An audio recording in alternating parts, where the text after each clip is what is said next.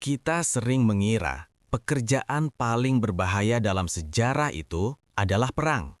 Pedang, meriam, medan tempur, semuanya terdengar jelas dan heroik. Tapi kenyataannya, banyak orang mati bukan karena musuh. Mereka mati karena pekerjaannya sendiri. Tanpa kehormatan, tanpa monumen, tanpa nama yang diingat. Ini adalah pekerjaan-pekerjaan yang bukan cuma merusak badan, tapi pelan-pelan menggihas hidup orang. Jadi sekarang, siapkan mental, kita mulai dari urutan paling akhir. Nomor 5. Pembuat meriam. Di abad pertengahan hingga awal era modern, meriam tidak dibuat di pabrik aman seperti sekarang. Senjata perang ini dicor manual di bengkel sempit. Perunggu cair dituangkan ke dalam cetakan dengan suhu ekstrim, uap panas memenuhi ruangan, dan satu kesalahan kecil saja bisa berakibat fatal. Cetakan bisa retak, logam muncrat ke segala arah, atau uap meledak tanpa peringatan. Dalam hitungan detik, seorang pekerja bisa terbakar hidup-hidup, meleleh bersama logam panas, atau dihantam serpihan mematikan. Ironisnya, banyak dari mereka mati bahkan sebelum pernah melihat perang yang senjatanya mereka buat. Nomor 4. Penangkap paus. Berburu paus di abad ke-18 bukan sekedar pekerjaan, itu judi nyawa. Perahu kecil dari kayu harus mengejar makhluk laut raksasa yang panjangnya bisa lebih dari 20 meter. Satu kibasan ekor saja cukup untuk menghancurkan perahu menjadi serpihan. Banyak awak ditarik ke laut oleh tali harpun, tenggelam bersama perahu yang terbalik, atau diseret paus hingga tubuhnya hancur. Tidak ada radio, tidak ada bantuan. Kalau jatuh ke laut, samudra langsung berubah jadi kuburan.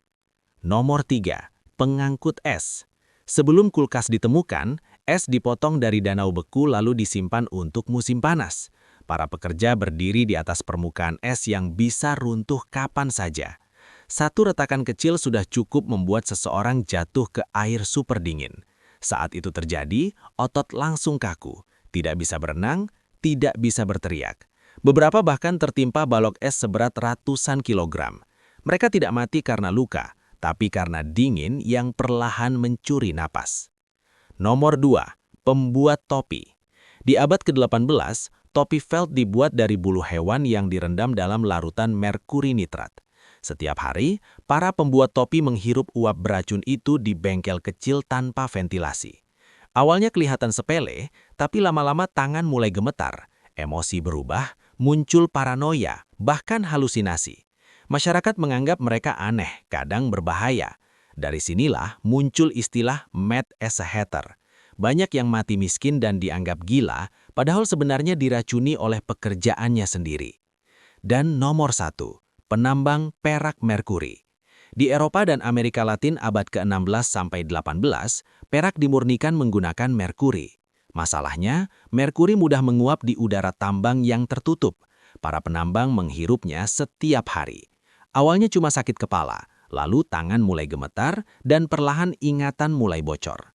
Merkuri menyerang sistem syaraf secara diam-diam. Para penambang jadi mudah marah, kebingungan, bahkan bicara sendiri di terowongan gelap. Banyak yang mati sebelum usia 40 tahun. Otaknya sudah rusak, tapi tubuhnya masih dipaksa bekerja. Mereka menyebut kondisi ini dengan satu istilah yang dingin dan jujur, mati sambil berjalan. Pada akhirnya, mereka tidak mati di medan perang, tidak ada patung, tidak ada nama di buku sejarah. Yang tersisa hanya tubuh-tubuh yang habis dipakai oleh zamannya sendiri.